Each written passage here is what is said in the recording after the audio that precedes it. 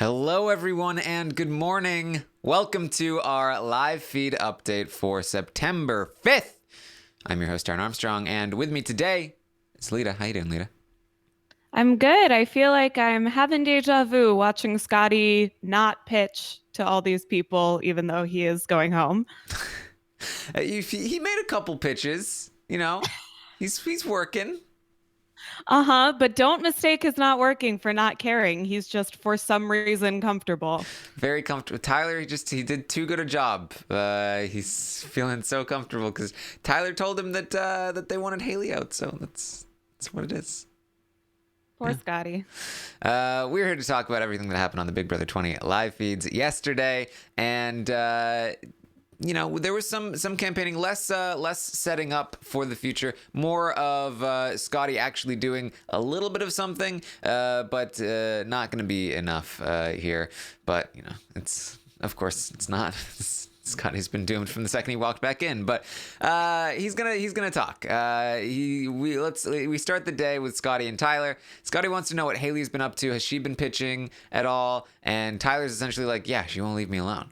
And he's like, maybe this is what the idea that if Haleigh is constantly pitching, maybe I should do a little bit, maybe a little bit. Yeah, or he could just fully go the opposite and be like, well, Tyler seems annoyed that she's pitching. I better not annoy Tyler and not pitch too much. He does talk about how he heard a lot about Haleigh in jury. He wants to talk to Tyler a little bit later about all of that stuff. He says, I haven't done much campaigning because I think I'm good. You told me I'm good, right? So like we're all cool. Like, yeah. Tyler's never lied before, so I don't know why Scotty would have any reason not to believe him. Yeah. So JC is going to, there's a little bit of a couple of different dramatic situations. JC doesn't want to get out of bed because he's fighting with production and he doesn't want to give them any entertainment. JC should not be allowed to be here if he's going to act like this. I mean, I know that there are many, many other reasons that JC should not be allowed to be here, but this is so annoying. Sam tells him, like, do you want to do this? Do you want to do this? Like, we have all these things that we could do, that we could get done. And he's just like, no, I just want to be a whiny baby and not give production what they want. Yes. So JC, which apparently in this case is just for him to participate in the game of Big Brother. Yeah, very. He's in a stalemate with production. So Tyler and Angela. Tyler's gonna let Angela know about his talk with Scotty and how he doesn't expect to be going home. They're surprised. Tyler's like, I don't know what I did. Like, he's so confident. I didn't mean to go that hard. They both agree. Ultimately, Scotty's the bigger threat. They should probably send him home. But Tyler's like, they're honestly pretty even. I could send either one home. I don't really care. But they can be somewhat confident that Haleigh's going to be going after Sam. So not knowing what Scotty's going to do, they might as well just keep Haleigh around and hope that that's going to work out for him. Yeah, exactly. To them, Haleigh is sort of an insurance policy that at least Angela and Tyler will not go on the block next to each other if she wins, because Haleigh and Sam hate each other more than ever right now. They definitely have to be going after each other. Angela will later talk to Brett and say, like, she's not 100% sure that that's what Haleigh's going to do, but it's more likely that they know where one of her nominations is going than with Scotty. So they're just kind of going with the known quantity, even though they don't really care because they know that Haleigh's going out next week if they keep Scotty and vice versa. Yes. Tyler does say that JC and Brett are talking like they might want Haleigh to go. They've been talking to Scotty a little bit, so that's something that they need to watch out for. But they think they'll be fine as long as Kaycee and Angela give them some reassurance as well that Haleigh will be the next to go. And Angela says, Haleigh implied to me that she would put up somebody that everybody loves next to Sam to make sure Sam goes home. I think she's going to put JC up next to Sam. So it'll be Sam and JC, and that will be perfect for us. Yeah, exactly, because that's the way to avoid this alliance actually having to go after each other. And it's amazing that they've gone this long, but they might actually go another week after this one without having to plant any flags. It would be unbelievable if Haleigh managed to be the one person against an entire house who wins the HOH and then puts up the only two people who haven't been in an alliance from day one. You say it would be unbelievable, but this is the last remaining member of Faute we're talking about. Yeah. She would find a way. She would find a way. We also got a little bit of drama about a mattress topper. Basically the sequence of events here. Haleigh took Sam's mattress topper because Sam is a have-not and she's not using it at the moment. But Sam will not be. Sam does not like it when people take her things, especially when those people are beautiful women that wear baggy sweatshirts. So she decided to retaliate, I guess, by taking Brett's mattress topper and putting it back on her bed that she's not currently using because she's a have-not. I still don't really understand Sam's logic here, but then Brett went to his bed and found it completely trashed and mattress topperless and was like, why? And caused some drama. Yeah, you can't have a topless mattress. This is totally just Sam making a principled stand of like, don't touch my things when you're Haleigh and I hate you. Even though I can't use this mattress topper, I'm still entitled to one. So for some reason, I'm going to take it from Brett. Yeah, it was very strange. Brett is going to be very annoyed about this whole situation. And later in the day, they're going to try to encourage Haleigh to like just do things to piss Sam off, like clean the table of all of her crafty things, or you say, okay, fine, you can have the mattress topper. I'll just go sleep with Brett on his mattress topper, and other such things that would really annoy Sam. Yeah, and this whole mattress topper conversation concludes classically with just Angela and Brett talking about how much they hate Sam. Yes. Just commiserating. At one point, Haleigh does mention, like, all we do is, like, talk about how much we don't like Sam. And they're like, yeah, she annoys us all in different ways. If only there was something we could do about that. Oh, well. So that's going on. Scotty's gonna have a conversation with JC. I feel like this was actually Scotty's most effective conversation of the day. He's asking JC where he's at in terms of the vote. JC says, I don't know where my head's at yet. JC, always a good sign. Yeah, JC does though ask Scotty, look, I've heard that you're going around acting like I was the reason you got evicted. And Scotty was like, well, Fessy told me. When we were doing the battle back, Fessy told me that you were the reason I got evicted. And JC is like, oh, the indignity. I can't believe that Fessy would betray me like that. I did no such thing. I can't believe he would. He's clearly just trying to protect Haleigh because it was clearly all a scheme that was hatched by those two. Mm-hmm. Yeah, because if there's one thing Fessy is capable of, it's finesse and being convincing about things that aren't true. So that totally makes sense. Scotty's good here, though. Like you said, this is an effective conversation because he does say that he believes him. I think he convinces JC that he believes him. And then he goes back to this old well of Haleigh has 3 locked up jury votes. I have nothing. Yeah, and I think he does genuinely believe JC because he then goes into talking about, like, I asked Rockstar about the whole thing where basically if we turn the clock back, back when Angela was HOH and they used the veto on Tyler, or no, sorry, on Tyler when he was put up by the hacker. And then they drew Scotty to their side, and then Haleigh came up with a plan to pitch to get Angela to put Scotty up on the block as a replacement for Tyler.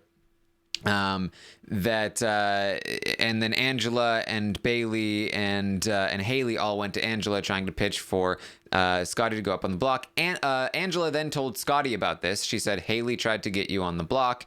Then, and at this point in time, Scotty was completely on the level 6 side. Then he had a very long conversation with Haleigh, where she completely denied having any involvement in that pitch. She said, I know that Rockstar and Bayleigh did, but I had nothing to do with it, I promise. He was then completely in lockstep with Haleigh from that moment forward until she helped evict him. And so he learned in jury that it was in fact true that Haleigh was involved in that scheme and that Haleigh lied to his face about it. So he does feel like something is up here. She has lied to me before. I learned about that. I also learned that she had a bunch of final twos. And this is not even particularly true. This is probably just Rockstar being Rockstar, trash talking her own friend and jury when she thinks it doesn't matter. But then, guess there's a battle back. But apparently Rockstar told him she had a final two with me, with Fessy, with you, with Bayleigh. So many final twos. And it's... Did she really? I mean, I guess a little bit, maybe.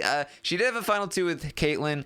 I don't think she had a final two with Bayleigh. She did have a final two with Rockstar. She never had an official final two with Fessy. She did have a final two with Scotty, so it's like halfway true. It's halfway true, but if one of those is Scotty, he already knew that. So it's really, at worst, she had like two other final twos, maybe. But again, like you said, this could just be Rockstar being like, Haleigh said that in certain conversations that got around, but like, what else are you going to say if someone approaches you with that idea and you're in an alliance with them? Or she might have just said like, I want to go to the end with you, vaguely and casually, and Rockstar took that to mean final two. But yeah, this is going to be Scotty's bread and butter in terms of campaigning, that Haleigh has these locked in jury votes that nobody else has. And that's going to win over, I think, to an extent, some of these people like JC that are thinking that far down the line. In terms of people like Angela and Brett, who are already thinking that there's only certain people that they can go against in the end because, like, Angela knows that a lot of the jury is going to hate her no matter what. I think that this won't be as compelling because she's already thinking about jury management. Yeah. So he, I mean, it's really, it's just, we harp on it so much, but man, this, even in the jury house, these people can't get their crap together. Normally the reason you say like a jury or like a buyback that happens when the players are not sequestered from each other is unfair, because once you're out of the game, you have no incentive to hold anything back. You're able to come together and give all of the relevant information, and then so that person can come back into the house and like they're armed with a ton of good information that's going to really help them in the game. Scotty was armed with a bunch of bad information that goes against his interests in the game, and no good information. It's so silly. But yeah, they basically negated the battle back by being so terrible at this. Yeah. He talks about how Haleigh has all these locked votes. She says that Fessy told him to watch out for Angela and JC. And he's like, look, they were talking about, and JC's like, I can't believe, I would never be so stupid as to try and get you on the block. I would never do any of this. I regret working with Fessy. What a big dumb puppet. I can't believe they would try to throw me under the bus. So Scotty's essentially trying to implicate Haleigh in Fessy's throwing of JC under the bus, and I think it's a halfway decent pitch here. And JC in this moment, he's trying to backpedal a little bit, like, well, I might have told Fessy, like, do what's best for your game, like trying to be logic and help him out, because like it doesn't really make sense for Fessy to just like outright completely deny this when he knows that Scotty's about to go to the jury house and hear from Fessy again, like, no, actually, seriously, it was JC. So he kind of like halfway goes, I think JC, if he does make it to the end, might have an issue of dude, own your game. Yeah, because this is a continual theme for him to just be like, no, I didn't do that, when there are like eventually going to be people comparing notes. Unfortunately, JC is not really going to be a huge factor, even if he does really want to keep Scotty and push for him. It's just not going to matter at this point. Scotty's biggest mistake is that he really thinks that he has Kaycee and these other votes that he doesn't have. Yeah, I mean, basically, JC would have been, I think, the biggest obstacle. I think JC was the most anti-Scotty person, and that might not be as true anymore. I feel like JC might be a little more neutral, and I feel like a lot of people are pretty neutral. I don't think this requires a huge push, but if Scotty is able to make a push, I think it could flip. It's just a matter of, like, is he able to. And we'll get to his conversation with Tyler later on, where it seems like unfortunately not, because of a couple of key things here. Meanwhile, Tyler, Angela, and Kaycee are going to be talking. They just, again, confirming. They're like, I guess it's going to be a blindside?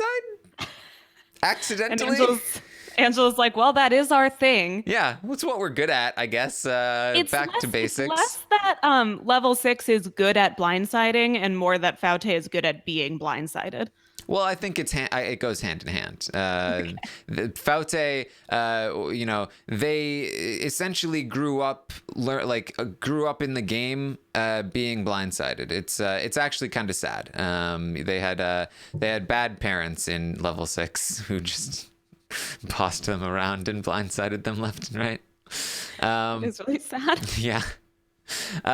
They feel like, you know what, it might actually be genuine that Haleigh might target Sam. Even though it seems unbelievable, this might actually be a thing that happens, which is crazy. Also, this wasn't the same conversation, but I didn't write down the other conversation. But later on, Brett's gonna talk to them about guys.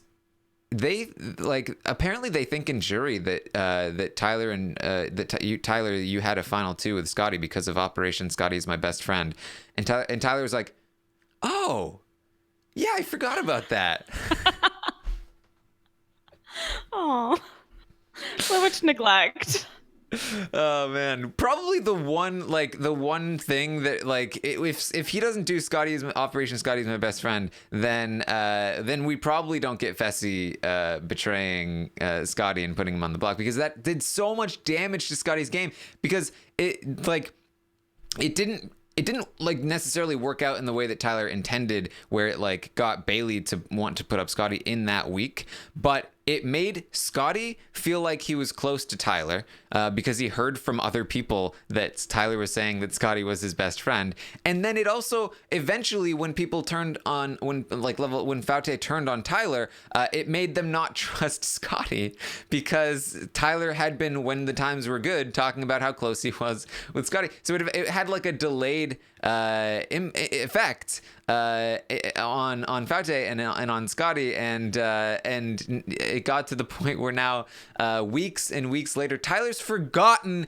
that he even did this thing, and it's a major factor in everybody in the jury and Scotty himself in thinking about relationships in the game. It's crazy. Yeah, Tyler has so many seeds. It's inevitable that he forgets about one of them, especially because the implications of this Operation Scotty is my best friend are all repercussions of it, that I can see Tyler not really even seeing how that butterfly effect was set into motion a couple weeks later. Yeah, but that's very funny. It's pretty crazy.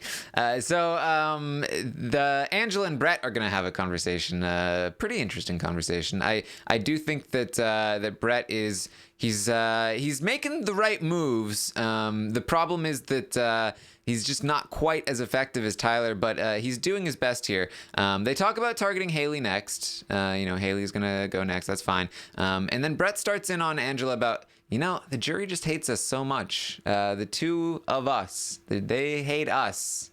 Two of us. They really hate us, right, Haleigh? Right, Angela? Right, Angela? They hate us. And Angela's like, yeah, we can't really think about that. And he's like, right. But who they don't hate is Tyler and Kaycee. Isn't that kind of a weird, completely out of the blue thing to think about and consider, maybe, Angela? It's almost like if there were the final 2 of us, we wouldn't know who the jury would vote for. Oh, how funny it would be if Rockstar was forced to pick between the 2 of us. What would she do? She'd run away, because we're the only people that she doesn't want to vote for, as opposed to Tyler and Kaycee, who maybe they do want to vote for. Angela. But now he's speaking Angela's language, and it transitions into them just talking about how much they hate Rockstar, because every other conversation with Angela ends with them just talking about how much they hate somebody else. Yes. And so he's trying to make this man, they probably love Kaycee. We're screwed. And he doesn't outright propose a final two, but I think it is telling. And it's also interesting because obviously Brett's trying to work all angles. We're seeing that when he talks to Scotty, when he talks to Tyler, when he talks to JC, now when he's talking to Angela. He's like, I don't remind you enough that you're my favorite. But you are.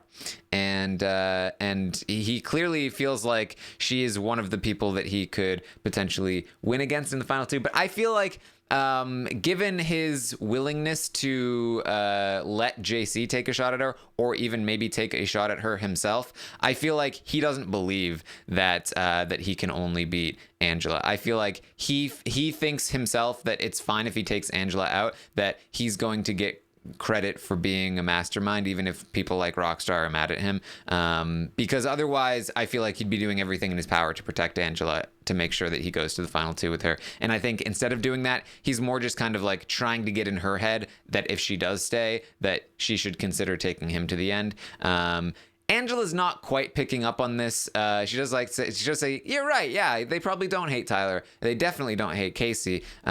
But all she ever gives him is like, "But I can't wait for the four of us to get to the final four. That'll be really great." So Brett's trying, and I do appreciate the attempts here. This should be working. Angela should know that she probably can't beat Tyler, but there's other factors involved here. No, like what could you possibly mean?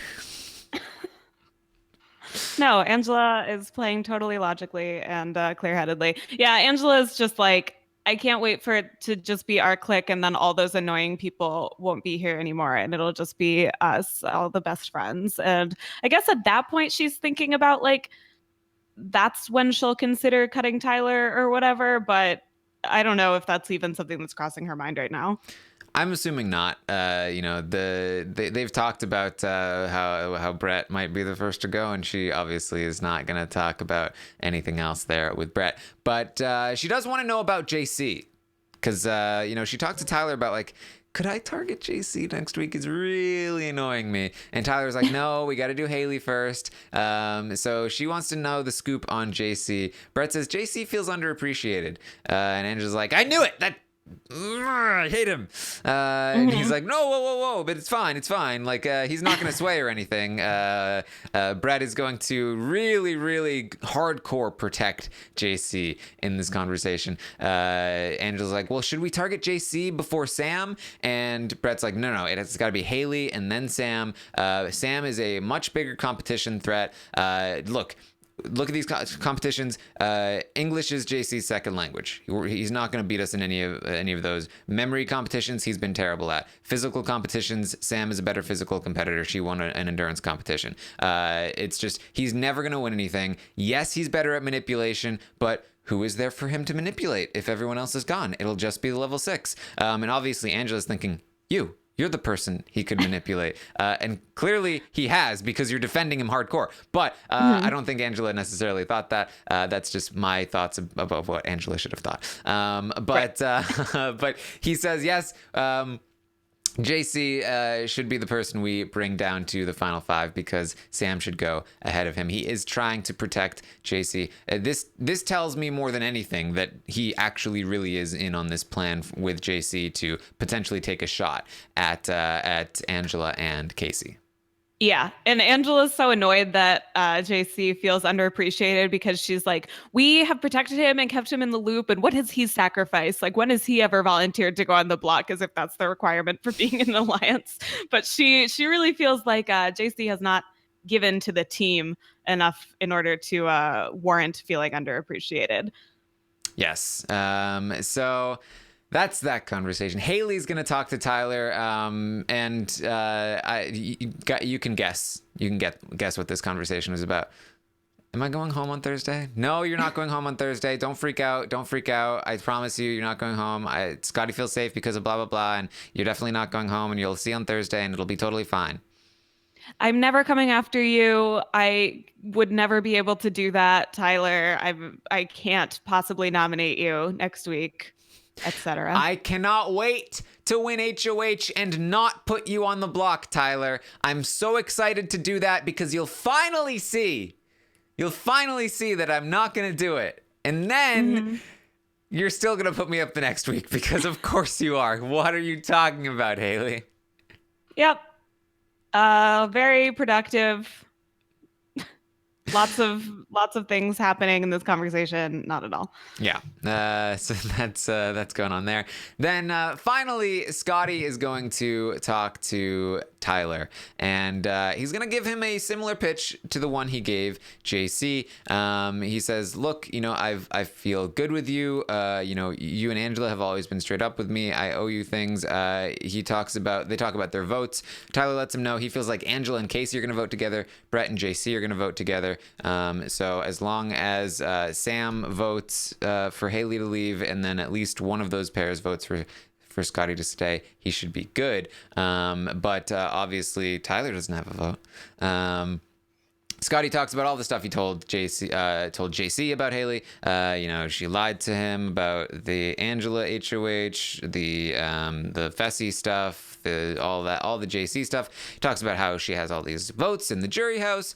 He does mention that, and this is somewhat contrary to what he was talking about before. He says Bayleigh is somewhat level-headed in the jury, but Rockstar is all about how Brett, Tyler, and Angela are the privileged bad guys in the house. And it's just yet again more information coming straight from Scotty about Kaycee obviously not included in the one of the bad guys here. So I want to get an update on Tyler's final two thoughts. Yeah. Kaycee is the one whose name has stayed out of everybody's mouth. I feel like Scotty it would behoove Scotty to just put Kaycee's name in there as well sometimes, because it's just the amount of information that he is giving to Tyler that is completely honest is not super reasonable. I feel like Scotty could be using to his advantage, slipping in some things that the jury are thinking that is not true, because he has this unfettered access that nobody else has. But anyway, right now it doesn't super matter. He's just trying to get Tyler, even though he doesn't have a vote, to tell everybody to vote to keep him. He brings up that Haleigh has nominated pretty much everybody twice in that alliance, and Scotty has not taken a shot at any of them, so he would be less likely to come after them now. It is funny how everybody pitches Tyler they know that he has complete control, even though he does not have a vote. But yeah, he's still the one that more than anybody, Scotty and Haleigh are going back to. Yeah, and it's like they don't even they recognize, because of the subtle social dynamics of the house, that they should be pitching to Tyler, but they don't consciously recognize, that means Tyler is in complete control of everything that happens in this house. Mm-hmm. But yeah, he's just regurgitating a ton of information, just everything he's got, he's just throwing it out there left and right, and that's not terrible, but the problem is, and I think that Tyler is again, he's pretty neutral. I think he's fine with Scotty staying at this point. But I think that's why he then asks this question, and this is the most important question. Scotty is giving so much information. All he has to do, I think, is answer this question correctly and with enough, in a convincing enough way, and he's got a shot to convince Tyler maybe he should stay. Tyler says, okay, this is all great. If you stayed, who would you target? And Scotty says, I don't know. Okay, haven't thought about it. Haven't thought that far ahead. I've got a clean slate. I came back. I've got a clean slate now. This is there are certain questions that are going to be asked in every single job interview, but you don't come up with an answer for it beforehand. They're I know that I'm going to get asked this, but I'll just, it doesn't matter. I can just say I don't know. Scotty, you have to know that somebody's going to ask you this. You're on the block in what could be a very close vote. And even though he does feel safe, he has to know that there's a chance that he's going to go home. And the tiebreaker, if they can't decide between the two of them, is what's your plan next week? Why would it benefit me to keep you around? And he's just maybe he just is hoping for another battle back like the last time he was evicted. He's I don't have a plan. I can only assume that he's in a situation where he feels I need people's votes to stay, so I don't want to open my mouth and say I'm targeting people that might be voting for me to stay. But you have to give something, especially because you know that everyone knows that Haleigh's targeting Sam, and that's an easy out. They know what she's going to do. Obviously, if they don't know who you're going to target next week, why would they keep you? Especially if they know that Haleigh's going to target Sam. Just say Sam. Just whatever. Be like, Sam, she really grinds my gears. Or, you know what? Say, I don't know. Say, who cares? Say anybody. Tyler's close to Angela and Kaycee.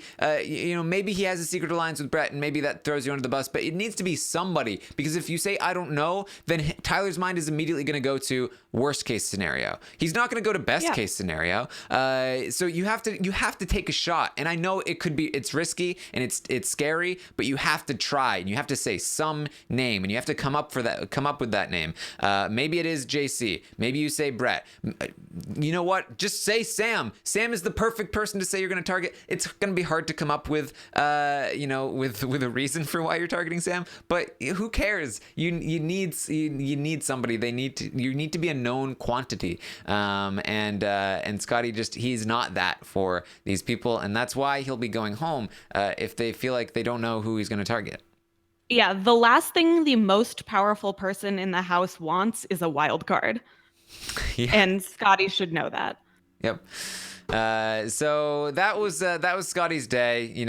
One step forward, two steps back. I still feel like, again, all these people, I don't think there's a single person left in the house that feels strongly that Scotty should go before Haleigh. But Scotty he's not quite capable of pushing that meter from a little bit evicting Scotty to a little bit evicting Haleigh. It's just not happening. I think he needs Haleigh to screw up if he really wants something to happen there. Like if Haleigh starts, maybe Haleigh does something mean to Sam, and then that causes them to get into a fight, but then they make up and then they hang out for the rest of the day, or something like that. That could shift, I think, the target over. But also at this point, with Tyler, something I thought about was Tyler has spent so much time reassuring Haleigh that she is not going to go home. It's like at this point, if she does go home, she's going to be so mad. It's a lose-lose for him, because either it looks like he was reassuring her when he knew she was going to go home all along, and why would you, that just seems unnecessary and cruel. Or it makes him look incompetent, that he was so sure that she was going to stay, and then it flipped at the last second, and he couldn't do anything about it. Or I guess third option is, which is the truth, which is probably the worst thing, which is he got so annoyed he decided to flip the target onto her anyway because he had so much power, and it makes him look like an arrogant ass. So it's in terms of jury management, it's a bit lose-lose here for Tyler if Haleigh goes home at this point. And the one that I think would be, of those three options, the one that I think would be the best in terms of keeping Haleigh's jury vote is the one that's the easiest to refute, which is that he was just incompetent and didn't know what was going on, because Haleigh would still want to vote for him if his story can be oh, I really didn't know. I was pushing for you to stay so hard that they just didn't tell me. That's so easy to refute by anyone who goes out for the rest of jury, that it's not going to work as an excuse. So he won't even try.